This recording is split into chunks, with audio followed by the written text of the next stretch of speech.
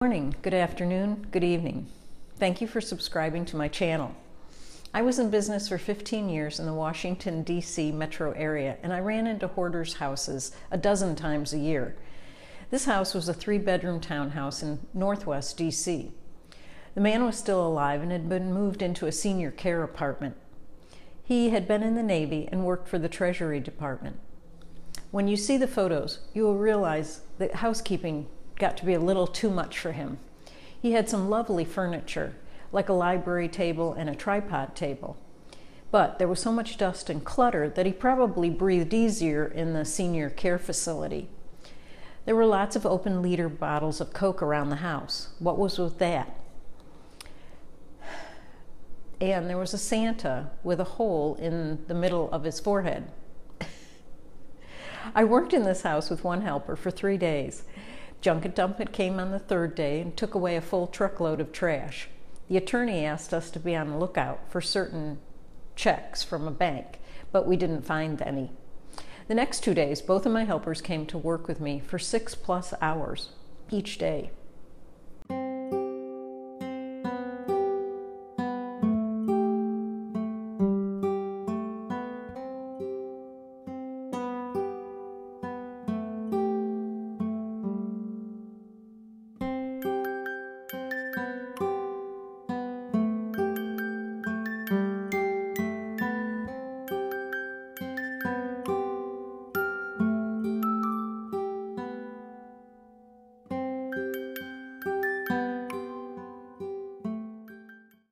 Another job was in a small house built in 1950 in Bethesda, Maryland.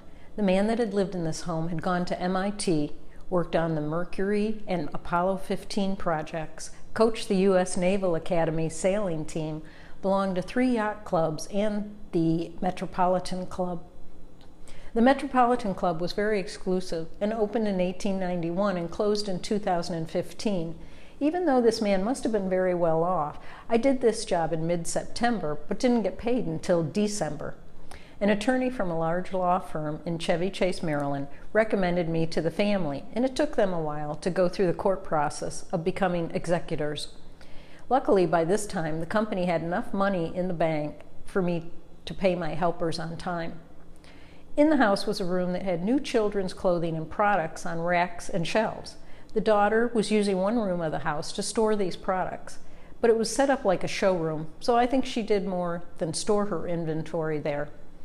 I don't have written down whether there was a store location somewhere else or if she did home shows.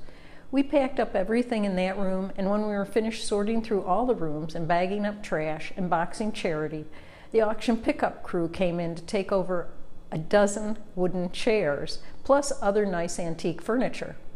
The family took care of taking the trash to the dump.